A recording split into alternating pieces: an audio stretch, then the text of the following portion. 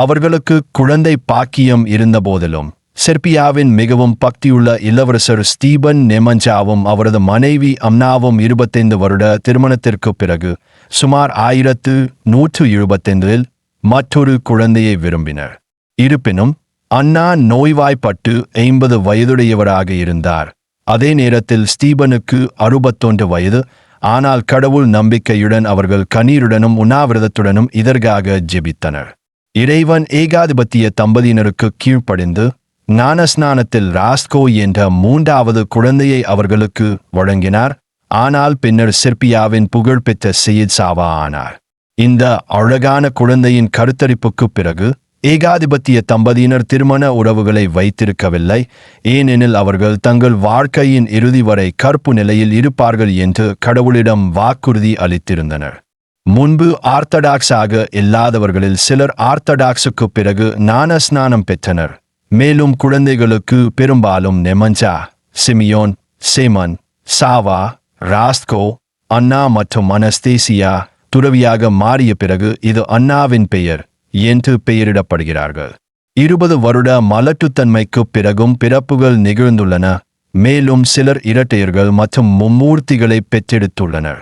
குழந்தைகளை பெறாதவர்கள் அதை அவர்களுக்கான கடவுளின் விருப்பமாக கருத ஊக்குவிக்கப்படுகிறார்கள்.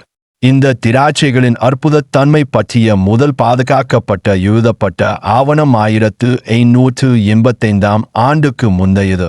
அப்போது தெசலோனிகியின் துருக்கிய பாஷா புனித சிமியோனின் திராட்சைகளை சாப்பிட்ட பிறகு ஒரு மகனை பெற்றார். 10 ஆண்டுகளுக்குப் பிறகு அவரும் அவரது மகனும் திலந்தர் மடாலயத்திற்கு சென்றனர். அப்போது பாஷா துறவிகளிடம் கூறினார், இது நான் உங்களிடமிருந்து பெற்ற குழந்தை, இப்போது நான் அவரை உங்களுக்கு திருப்பித் தருகிறேன். ஒரு துறவி பதிலளித்தார், இது உங்கள் குழந்தை. கடவுள் உங்களுக்கு எங்கள் தந்தை சிமியோனிடமிருந்து ஒரு பரிசை கொடுத்துள்ளார். அவர் உங்களுடன் இருக்கட்டும். எங்கள் மடத்திற்கு வேறு வழியில் உங்கள் நன்றியை தெரிவிக்கலாம். பின்னர் பாஷா புனித மலைக்கு வெளியே ஒரு பெரிய நிலத்தை திலந்தருக்கு கொடுத்தார். அங்கு ககோவோ மடாலயம் நிறுவப்பட்டது. அதிகாரப்பூர்வமாக கின்னஸ் புத்தகத்தில் உலகின் பழமையான கொடி ஸ்டாரா பழைய கொடி என்று அழைக்கப்படுகிறது. இது ஸ்லோவேனியாவிலிருந்து வருகிறது. பாரிஸைச் சேர்ந்த ஸ்லோவேனிய விஞ்ஞானிகள் மற்றும் மரபியலாளர்கள் ஸ்டாரா ட்ராவின் நம்பகத்தன்மையை உறுதிப்படுத்தியுள்ளனர். இது 4 நூற்றாண்டுகளுக்கும் மேலானது என்று மதிப்பிடப்பட்டுள்ளது.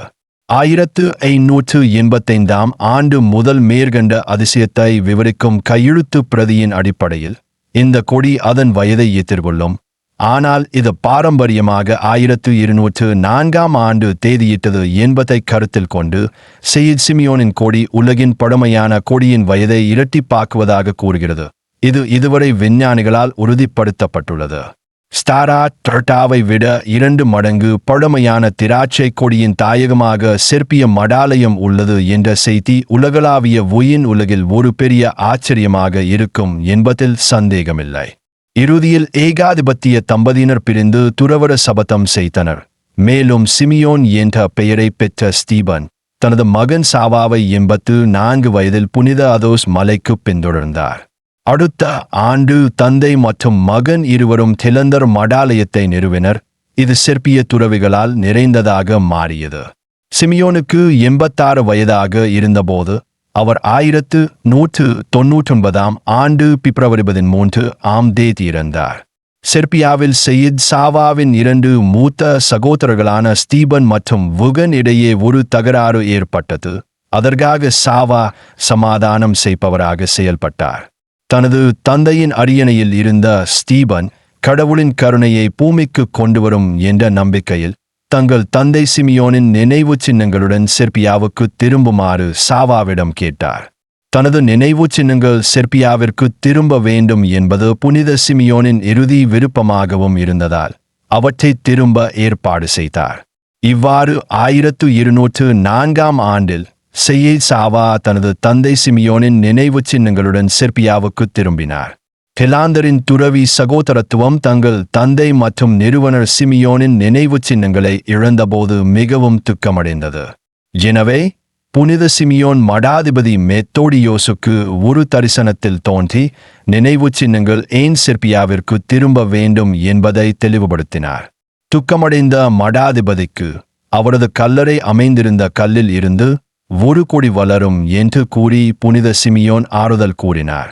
உண்மையில் புனிதர் முன்னறிவித்தபடி புனித சிமியோனின் மறைவின் கல் அடித்தளத்திலிருந்து ஒரு பெரிய திராட்சை கொடி அற்புதமாக முளைத்தது. இந்த கொடியின் திராட்சை மற்றும் கிளைகள் 800 ஆண்டுகளுக்கும் மேலாக இன்றுவரை குணப்படுத்துவதை தொடர்கின்றன. இது மடாலயத்தின் வரலாற்றில் நன்கு சான்றளிக்கப்பட்டுள்ளது. தற்போது திலாந்தரில் மடாதிபதியின் சிம்மாசனத்திற்கு பின்னால் மூப்பரின் பிரார்த்தனை கூடங்களில் புனித சிமியோனின் வெள்ளி கல்லறை உள்ளது. அதிலிருந்து கொடி முளைத்துள்ளது. சகோதரத்துவத்தால் திராட்சையாக உலர்த்தப்பட்ட அதன் பழம் நம்பிக்கையுடனும் பயபக்தியுடனும் அதை சாப்பிடுபவர்களுக்கு மலட்டுத்தன்மையை தடுக்க அற்புதமான அருளை செலுத்துகிறது. இன்றுவரை பலர் இந்த முறையில் குழந்தைகளை பெற்றெடுத்துள்ளனர். 8 நூற்றாண்டுகளுக்கும் மேலாக சிறப்பு கவனிப்பு மற்றும் பாதுகாப்பு இல்லாமல் கத்தரித்தல் தவிர இந்த கொடி பலனளித்து வருகிறது. புனித சிமியோனின் கொடியிலிருந்து திராட்சைகளை உட்கொண்ட நன்றியுள்ள பெற்றோர்கள் மடாலயத்திற்கு அனுப்பிய ஏராளமான கடிதங்களின் உள்ளடக்கங்களை ஒருவர் அறிந்து கொள்ளலாம். அமெரிக்கா உட்பட உலகம் முழுவதிலும் இருந்து, ஐரோப்பா முழுவதிலும் இருந்து, குறிப்பாக கிரீஸ் மற்றும் செர்பியாவிலிருந்து கடிதங்கள் வருகின்றன. புராட்டஸ்டமட்டுகள், கத்தோலிக்கர்கள் மற்றும் முஸ்லிம்கள் மற்றும் ஆர்த்தடாக்ஸ் கிறிஸ்தவர்களிடமிருந்து சாட்சியங்கள் உள்ளன. நாத்திக கணவர்களைக் கொண்ட விசுவாசமுள்ள தாய்மார்கள் கூட சான்றுகளை வழங்கியுள்ளனர்.